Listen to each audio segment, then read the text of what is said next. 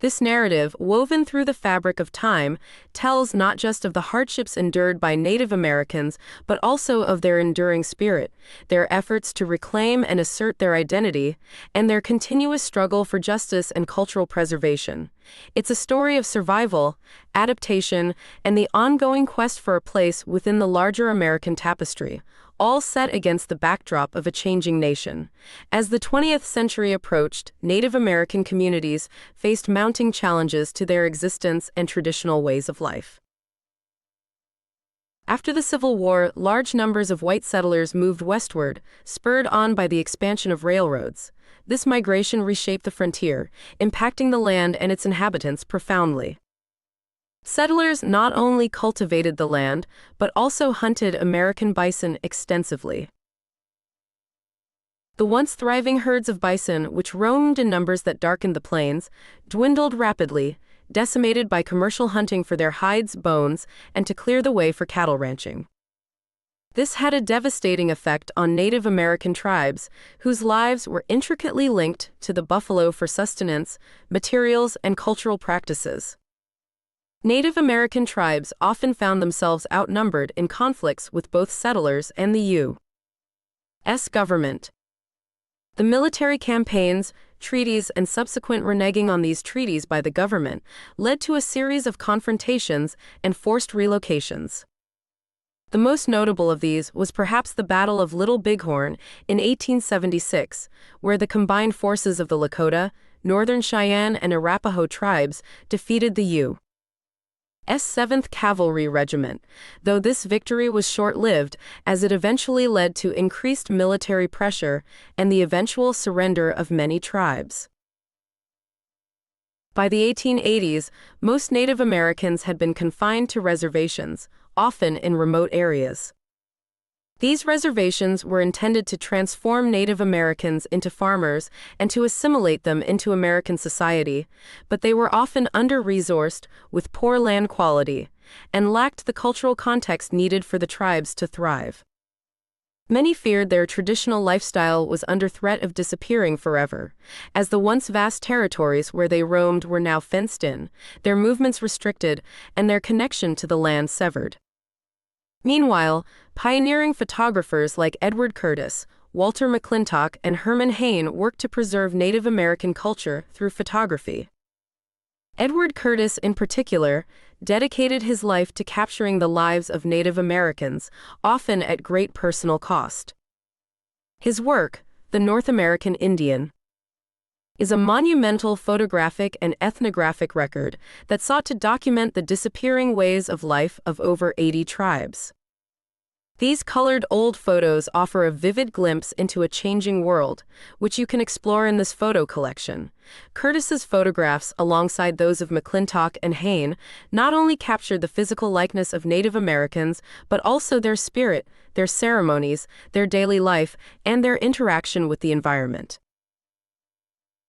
Each image tells a story, from the stoic faces of warriors, the intricate beadwork and regalia of dancers, to the intimate scenes of family life, providing a window into a world that was rapidly changing. These images, however, are not without controversy. While they serve as invaluable historical records, they also reflect the outsider's perspective on Native American life, often romanticizing or simplifying the complex cultural and historical context.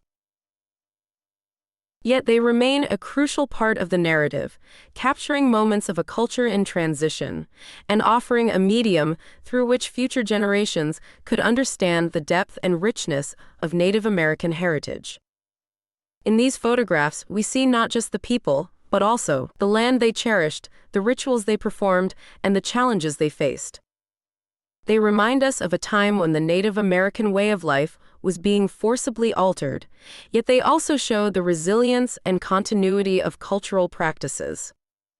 The preservation of these images allows us to reflect on the past, understand the present, and perhaps inspire efforts to ensure that Native American culture continues to thrive into the future.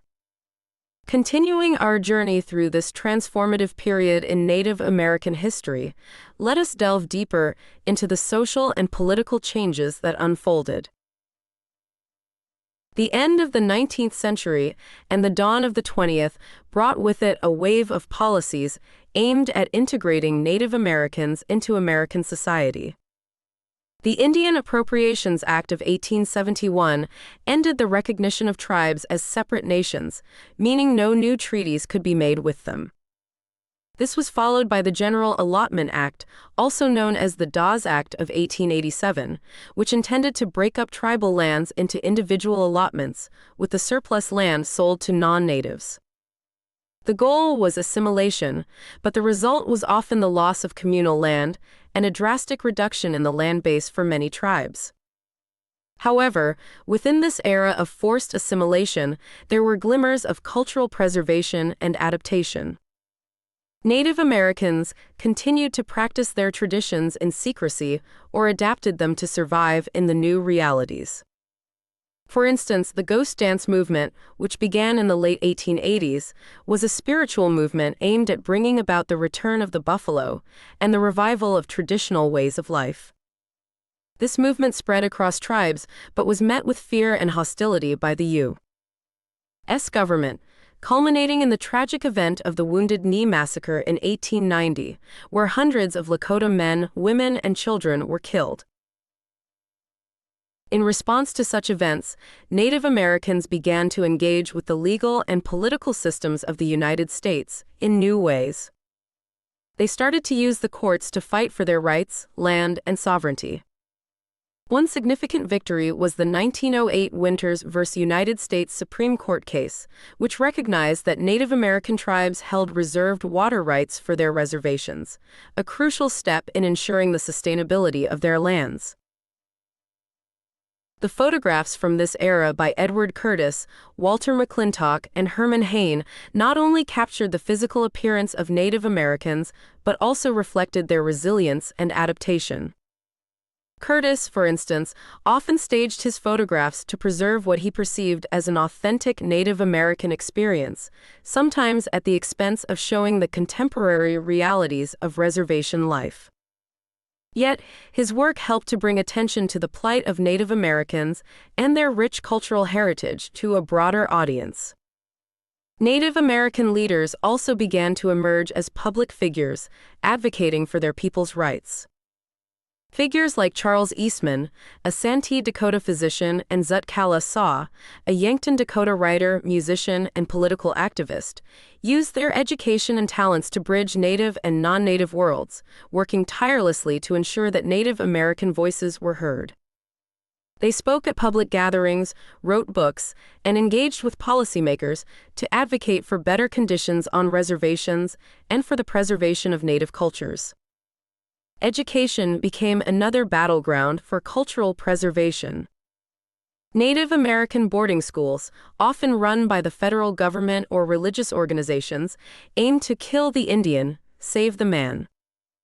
As famously stated by Captain Richard Henry Pratt, founder of the Carlisle Indian Industrial School. These schools sought to erase Native culture, language, and identity, but many students resisted, maintaining their cultural identity in secret or returning to their communities to revitalize traditions. The early 20th century also saw Native Americans participating in broader American society through military service, especially during World War I. This service was often seen as a way to prove their loyalty to the United States and to gain recognition and rights. However, the return of Native American veterans to a society that still largely marginalized them highlighted the ongoing struggle for equality and recognition. As we explore these colored old photos, they not only provide a visual record of a changing world, but also prompt us to consider the resilience, creativity, and ongoing efforts of Native American communities to retain their cultural identities in the face of overwhelming external pressures. They are a testament to a people who, despite the adversities, continue to find ways to adapt, resist, and assert their place within the American tapestry. As we delve further into the narrative of Native American resilience and cultural preservation, let us consider the broader implications of the era's policies and the responses from Native American communities. The turn of the 20th century marked a period of legal and political activism for Native Americans. The Indian Citizenship Act of 1924 was a significant milestone, granting citizenship to all Native Americans born within the territorial limits of the United States. While this act was intended to integrate Native Americans into the fabric of American society, it also ignited debates over sovereignty and rights. Many tribes saw citizenship as a double-edged sword, providing legal protections but also potentially undermining tribal sovereignty. In the face of these challenges, Native American leaders and activists began to organize more formally. The Society of American Indians, founded in 1911, was one of the earliest national Native American organizations, advocating for education, health, and civil rights.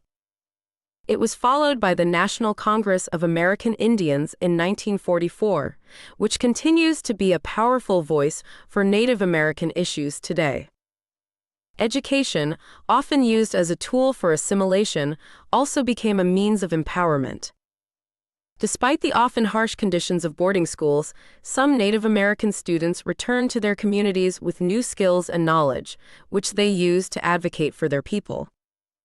For instance, figures like Luther Standing Bear, a Lakota Sioux who attended Carlisle Indian Industrial School, later wrote books and articles advocating for Native American rights and cultural preservation. The arts also played a crucial role in cultural continuity. Native American artists like Maria Martinez, known for her black-on-black pottery, and Oscar Howe, whose modern art reflected traditional Sioux designs, helped to keep Native American art forms alive while also innovating and adapting them to contemporary contexts. Their works were not just aesthetic expressions, but also acts of cultural resistance and identity preservation. During this time, Native Americans began to engage more actively with the legal system to protect their rights. The 1928 Merriam Report, commissioned by the federal government, exposed the dire conditions on reservations, leading to reforms in Indian policy. One of the key outcomes was the Indian Reorganization Act of 1934, which aimed to restore some aspects of tribal self-governance, encourage economic development, and preserve Native American culture by reversing the effects of the Dawes Act. However, the struggle for recognition and rights was not without setbacks. The termination policy of the 1950s, under which the federal government sought to terminate the special status of Native Americans and end federal trust relationships, led to the loss of tribal recognition and services for many tribes. This policy was met with resistance and activism, notably the Indian Relocation Act of 1956, which encouraged Native Americans to move to urban areas, often resulting in further displacement and cultural disconnection. The activism of the 1960s and 1970s marked a resurgence in Native American identity and rights movements. Organizations like the American Indian Movement, AIM, brought national and international attention to Native American issues. The occupation of Alcatraz Island in 1969 by Native American activists, the Trail of Broken Treaties in 1972, and the 71-day standoff at Wounded Knee in 1973 were pivotal moments that galvanized public support and led to legal victories, such as the Indian Child Welfare Act of 1978, which aimed to keep Native American children within their communities. In this era of change, the colored old photos from the works of Curtis, McClintock, and Hayne not only serve as historical documents, but also as a poignant reminder of the continuity of Native American culture. They capture moments of tradition, adaptation, and the enduring spirit of a people navigating a rapidly changing world. These images, along with the stories of resilience, activism, and cultural preservation, offer us a multifaceted view of a critical period in Native American history.